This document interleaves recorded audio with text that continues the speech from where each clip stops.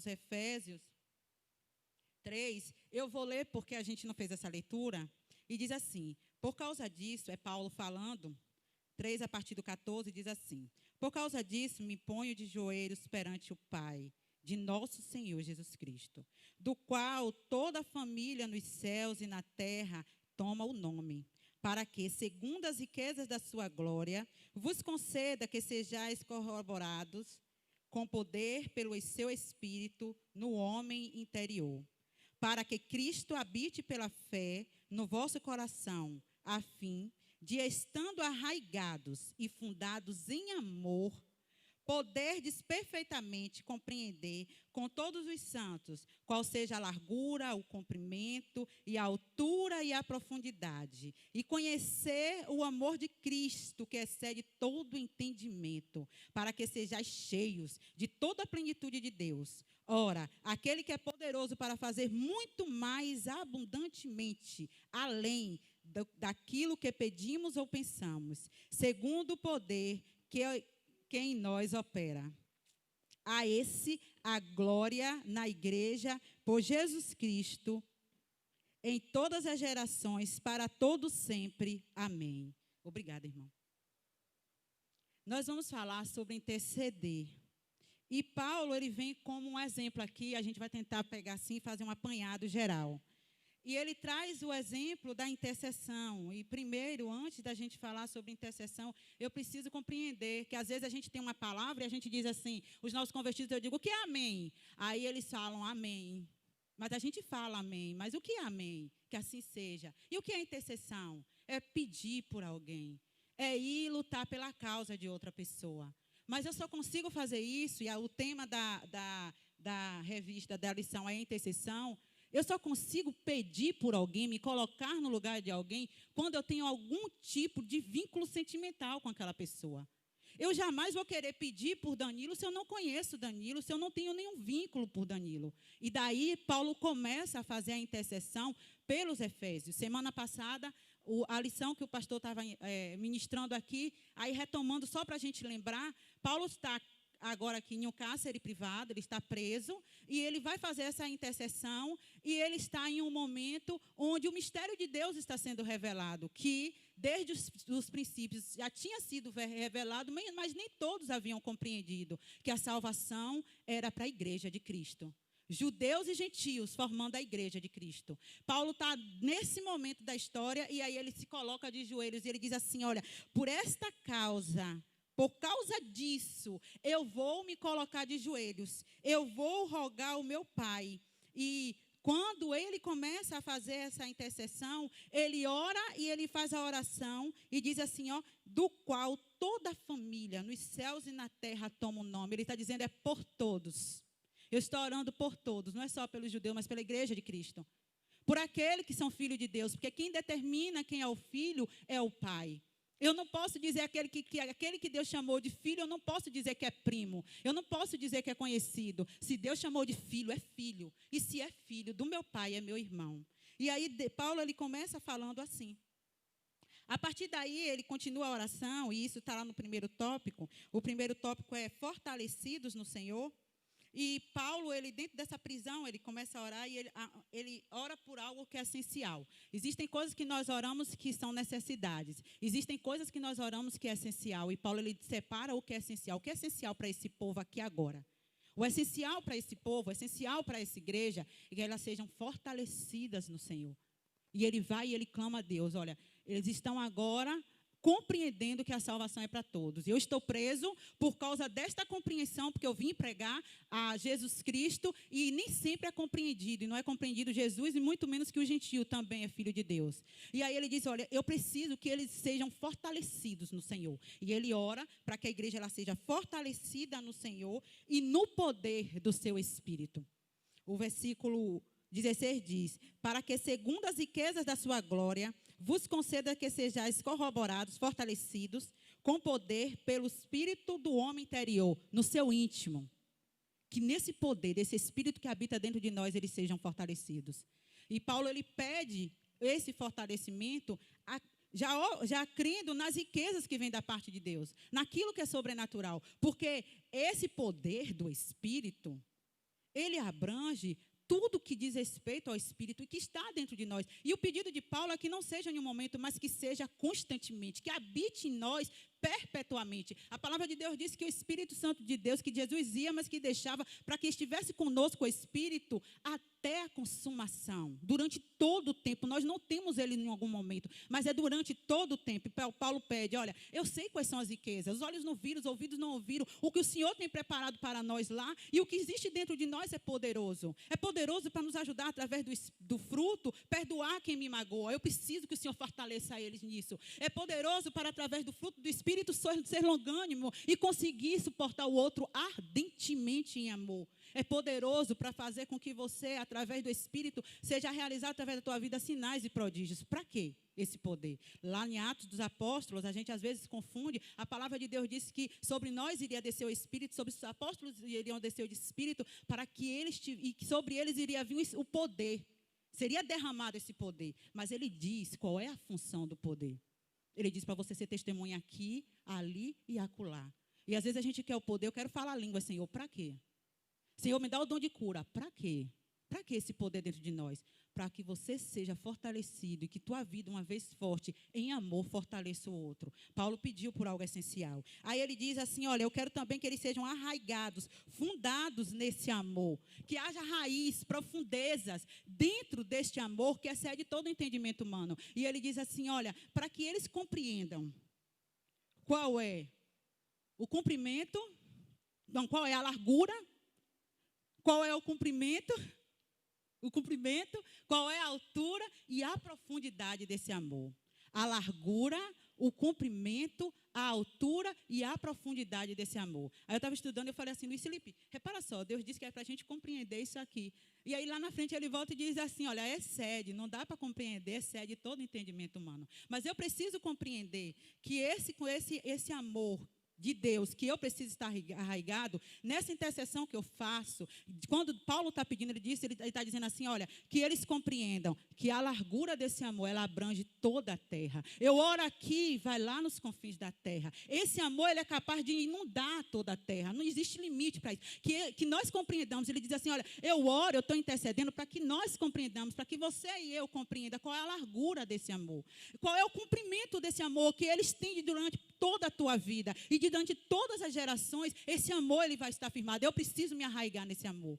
Aí ele volta e diz assim, olha, e também para que você conheça a altura, que ele não está nesse plano, mas que ele excede, ele vai às adorações, ele vai à exaltação, esse amor, ele compreende isso. E a profundidade daquilo que está dentro de você. Somente esse amor é capaz de ir lá, na angústia, na dor, naquilo que é ruim e até na morte. Somente esse amor é capaz de ir lá no mais profundo. E quando ele está pedindo isso, ele diz assim, uma vez que esse povo, que nós como povo estejamos arraigados, firmados nesse amor, eu vou conseguir compreender que todas essas riquezas, elas estão dentro de mim. E eu vou compreender que aquilo que eu peço, que eu coloco diante do altar de Deus, ele vai muito mais além daquilo que eu penso ou do que eu imagino, porque é profundo, porque é grande, porque é tremendo. E quando Paulo está orando dessa forma, ele ora por mim, ele ora por nós dessa forma, é nos incentivando. O que é realmente necessário? O que é realmente primordial para que, como intercessor de Cristo, eu consiga estar falando a Deus, orando a Deus, me colocando no lugar de Lu, me colocando no lugar da igreja. Porque uma vez que eu compreendo esse amor que excede todo o entendimento humano, eu vou orar sabendo que ele vai fazer muito mais além daquilo que eu penso ou com o que eu imagino. E que eu posso ir muito mais além através do poder da oração. O tempo encerrou e eu gostaria que, antes de entregar a palavra a Paulo, eu queria que vocês me ajudassem. Só a compreender a Paulo o quê? Paulo está aqui. A Marcos. Porque eu sou apaixonada. Abaixo de Cristo, para mim, no Novo Testamento, Paulo é o cara. Eu gostaria que vocês me ajudassem. Eu vou fazer uma brincadeira bem rápida e eu quero que vocês me ajudassem, tá? Vocês vão olhar quem está acertando e quem está errando. Os vigias vão ser vocês mesmos. E vocês vão olhar se vocês acertaram um comando que eu vou dar. 2. Por gentileza, levantem a mão direita. Muito bem. Olha aí quem acertou. Olha aí quem acertou. Todo mundo observou quem acertou? Beleza. A mão esquerda, levantem a mão esquerda. olhem para todos e me digam quem acertou.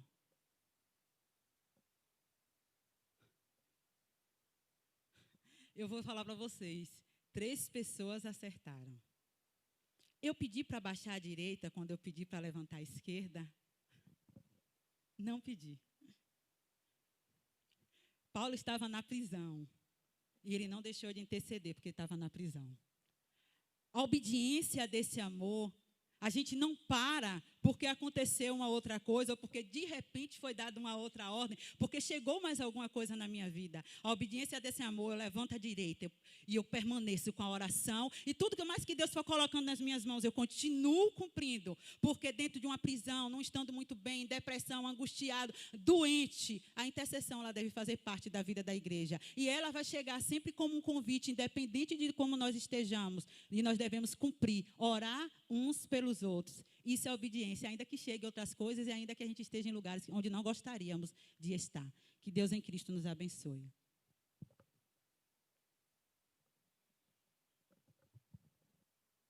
Graças a Deus. Que Deus continue abençoando a irmã Adriana, que ela continue sendo esse vaso, instrumento nas mãos do Senhor, né? Confesso que dei vontade de continuar ouvindo a Adriana, mas a programação hoje, mas vai chegar o dia dela, viu?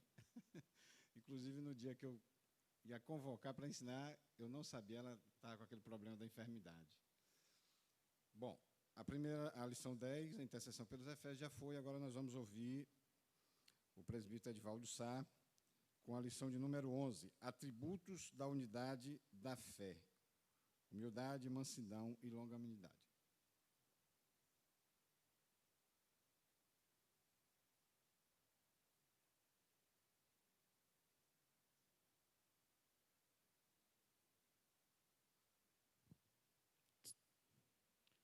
A paz do Senhor para todos. Meus prezados irmãos, a lição de número 11, vamos falar sobre, em 10 minutos, atributos da unidade da fé, humildade, mansidão e longanimidade. A unidade, ela tem que estar presente em cada um de nós que aqui nos encontramos.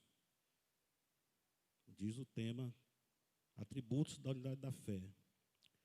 Aí ela vai elencar os 3 atributos que é humildade, mansidão e longanimidade. Mas não poderemos falar ou não podemos falar desses 3 atributos sem primeiro falarmos da unidade. O que é a unidade? É a união. Se eu fosse pedir aqui 2 irmãs para pegar esse banco aqui e colocar lá na porta, as 2 jamais conseguiriam fazer isso. Mas se eu chamar mais 4 irmãs, vai dar um total de 6. Elas vão pegar esse banco, colocar lá na porta, na entrada e trazê-lo de volta. Por que aconteceu esse processo? Houve uma unidade de pessoas. Essa mesma unidade, trazendo para o âmbito espiritual, ela tem que estar presente não só em mim, mas do irmão que está fazendo o serviço de porteiro ao púlpito. O irmão que faz o serviço de porteiro é um serviço especial. É um recepcionista que vai receber os irmãos que estão vindo, às vezes com problema, e ele vai ter um sorriso brilhante na sua face e uma paz do Senhor que vai alegrar aquele irmão que está chegando. Faz parte da unidade. Então, essa unidade ela tem que estar presente na vida de toda a igreja. Se a igreja não exercer a unidade, a igreja não vai exercer a humildade, nem a mansidão e nem a longanimidade. Mas, se a igreja exercer a unidade, ela vai exercer os 3 atributos, que é humildade, mansidão e longanimidade. Rapidinho aqui, o subsídio vai dizer que a humildade e a comunhão coletiva é a maneira digna de viver do cristão. E, nesse sentido, salienta-se que o termo paripátel, que significa andeis, é um verbo que está conjugado no modo infinitivo do tempo auristo e na voz ativa. Isso significa que a ação de andar, redigida por Paulo, não é uma ação temporária, mas sim um comportamento que outrora iniciou e que deve ser persistido constantemente, ou seja, o cristão deve viver de maneira digna na vocação em que foi chamado. Então, é o primeiro atributo, que é a humildade. Essa humildade, ela tem que estar enraizada dentro do cristão. Talvez no passado, outrora, ele não tinha, mas quando ele optou por estar do lado de Cristo, servindo ao Senhor, ele tem que se transformar em uma pessoa humilde. Louvado seja o nome do Senhor. O segundo atributo da unidade da fé é a mansidão, que vamos ver aqui rapidinho dentro do tema. Mansidão e conciliação. Mansidão, fruto do Espírito. Está na palavra de Deus. Paulo faz o uso do termo grego prautetos para enfatizar que os irmãos necessitam comportar-se com mansidão para viverem de modo digno.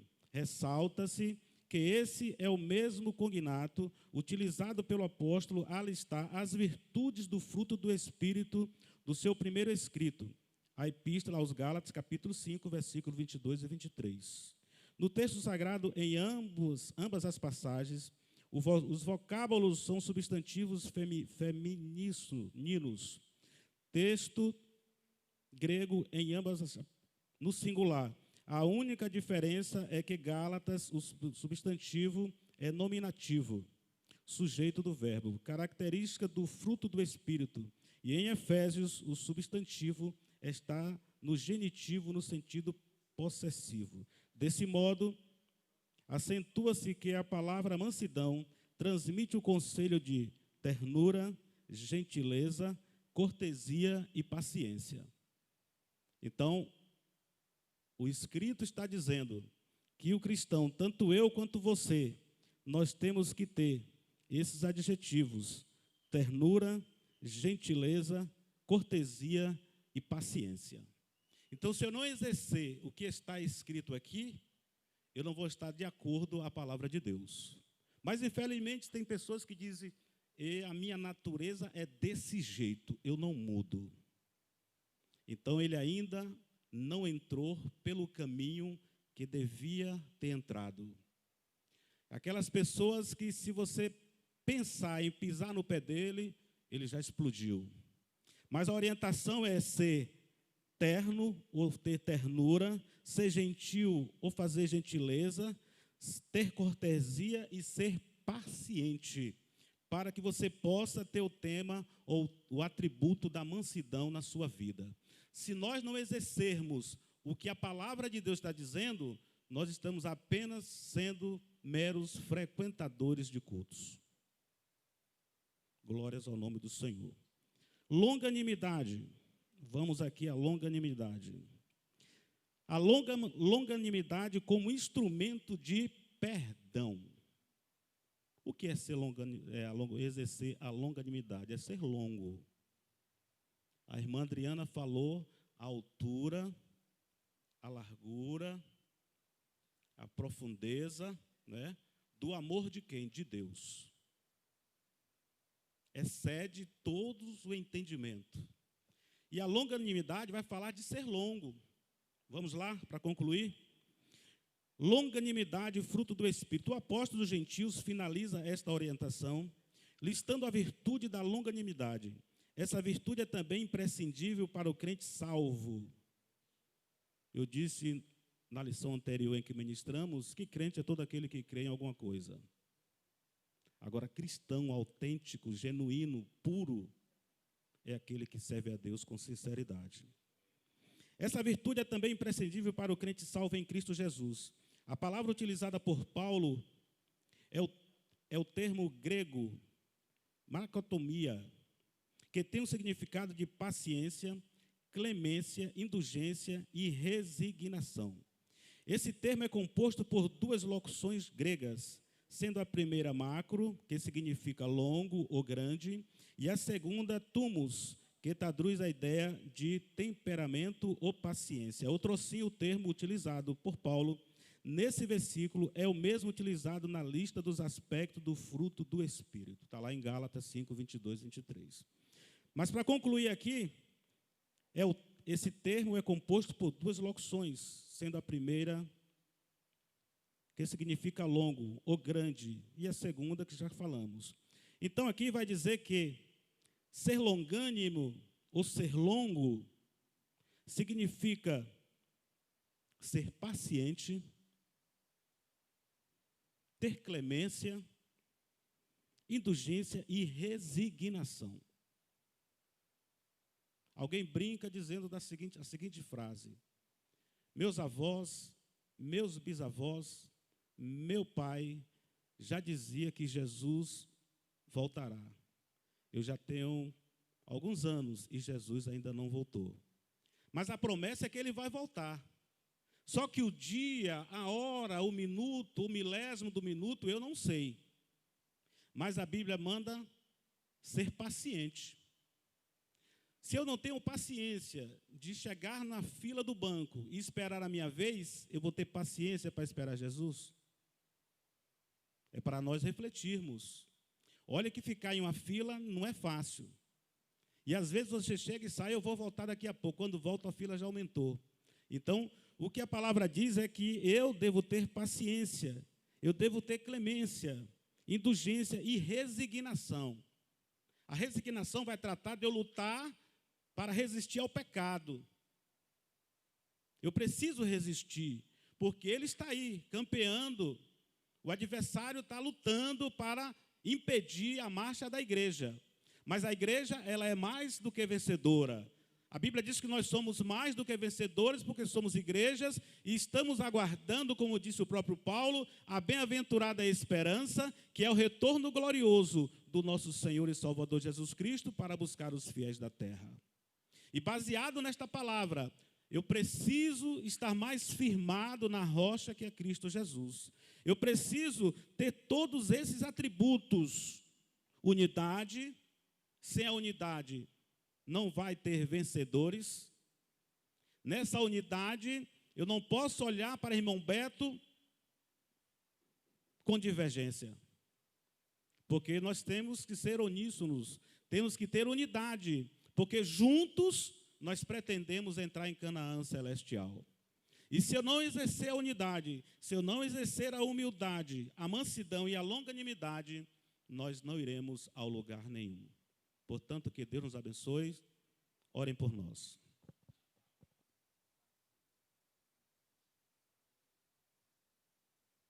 Amém, glória a Deus. Queridos, eu pedi para o professor Sá permanecer um pouquinho, porque nós estamos numa escola bíblica dominical. E talvez algum dos participantes tenha alguma pergunta, ele está aí para... Qual foram os assuntos que nós estudamos até agora? Intercessão pela igreja e atributos da unidade e da fé. Então, se alguém tiver alguma pergunta a respeito de mansidão, pode fazer que o professor Sá está aí. Nenhuma pergunta? Então, que Deus abençoe. Muito obrigado, professor Edivaldo Sá. Nós iremos agora passar a oportunidade para ministrar sobre a lição de número 12, o professor Carlos Alberto, conhecido como Beto, né? É o conhecido Beto. Venha, Beto. Glória a Deus.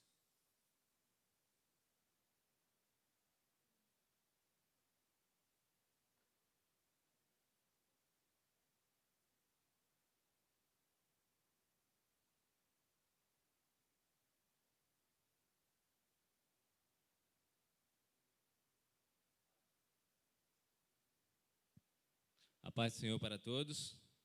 Amém? Irmãos, é exatamente isso que Marcos falou. Eu gosto de ensinar, às vezes, a lição com vocês interagindo com os alunos, o professor interagindo, os alunos interagindo com o professor. E no meio da minha fala, se vocês quiserem interromper, fiquem à vontade para interromper e dizer: irmão Beto, está tudo errado o que você está falando. Irmão Beto, faça uma pergunta no meio da fala, porque eu vou parar e vou responder aquilo que vocês estão perguntando, se assim eu souber. Se eu não souber, tem alguém que sabe mais do que eu e vai responder. Amém? Irmãos, ficou para mim, em 10 minutos, a conduta do crente em relação à família. E todos esses temas que foram falados aqui durante esse trimestre são temas de grande relevância para a nossa vida cristã.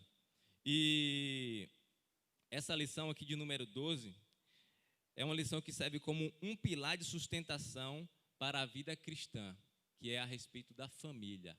Família é um dos pilares de sustentação para a vida cristã. É tanto que Paulo vai dizer que o casamento, ele é levado a um patamar de relação de Cristo e a igreja, para você ver a tão importância do relacionamento conjugal, o casamento. Paulo vai elevar esse casamento a um nível de patamar entre Cristo e a igreja e o relacionamento entre o homem e a mulher. Ele vai fazer comparações a respeito disso.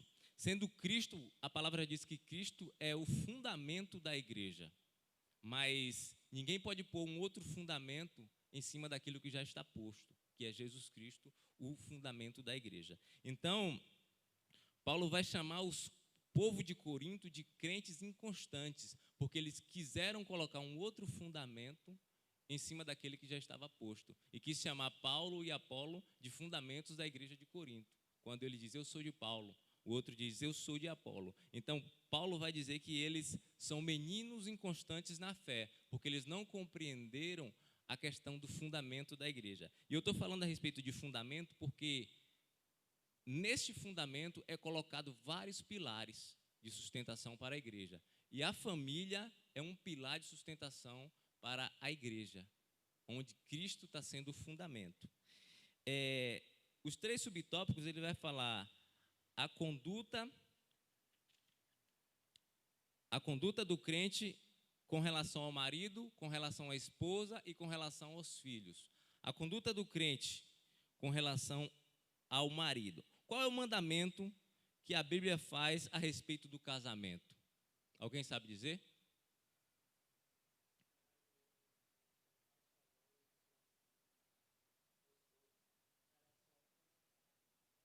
Amém. Mas eu estou falando de outro. Amém. Ele diz assim, ó, vós, maridos, amai as vossas mulheres, é porque nós estamos falando desse assunto. Então vai dizer, vós, maridos, amai as vossas mulheres, assim como Cristo amou a igreja. E como foi que Cristo amou a igreja? Cristo amou a igreja a ponto de dar a sua vida por ela. Cristo não amou a igreja de qualquer forma. Cristo amou a igreja de uma forma incondicional. Ele não esperou nada para que a igreja amasse ele. Ele apenas deu a sua vida, esperando nada em troca da igreja. Mas a igreja, ela começa a se reverenciar a Cristo e começa a ser submissa a Cristo por causa do sacrifício que Jesus fez, que é o sacrifício que foi feito em amor. Então, a igreja se submete a Cristo por causa disso, por causa do amor que ele derramou na cruz do Calvário por causa da igreja. Então, por isso, a igreja reverencia a Cristo e se submete a ele. Eu estava estudando essa lição, irmãos, e é muita coisa que eu anotei. Em 10 minutos, às vezes, vai ficar coisa sem falar. Mas, assim,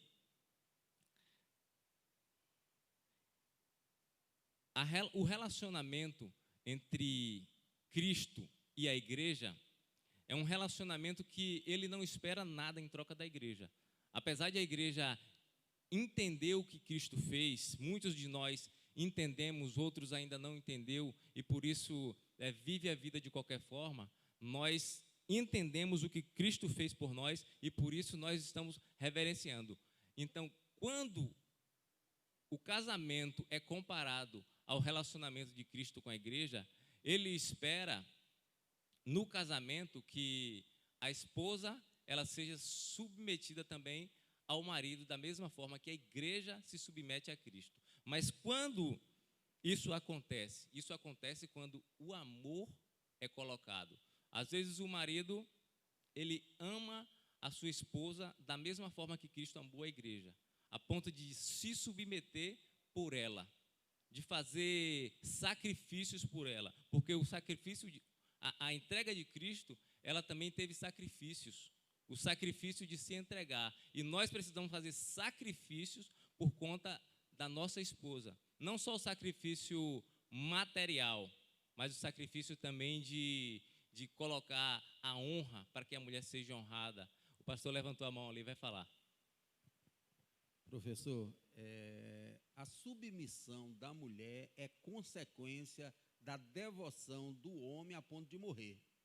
A gente vê muita cobrança para a submissão feminina, é bíblico isso, mas ela só é legítima se houver a devoção do marido. Quem é que está disposto a morrer? Na hora que a casa está pegando fogo, o marido corre e deixa a mulher queimando? Na hora do problema, esse aí não pode ter submissão, porque o casamento tem alguma coisa errada nesse casamento. Agora, quando acontece as duas partes, aí é a submissão mesmo que tem que acontecer. Por quê? Porque o marido está disposto a morrer pela mulher.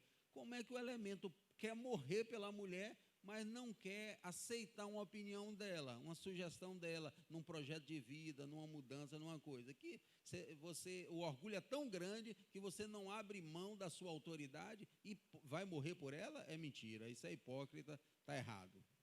É exatamente isso que eu estou tentando explicar. O amor de Cristo ele foi tão grande que a igreja se submeteu a ele e reverenciou. Da mesma forma, o escritor, o Paulo, ele espera que o homem se submeta à mulher a ponto de ela, o homem se submeta não, o homem se sacrifique por ela a ponto de ela se submeter em reverência para ele. Então, isso que o pastor está falando não precisa, irmãos, uma mulher, você falar, a mulher tem que ser submissa ao marido. Não precisa você pedir para que a mulher se submeta ao seu marido quando ela é amada de verdade, da forma que Cristo amou a igreja.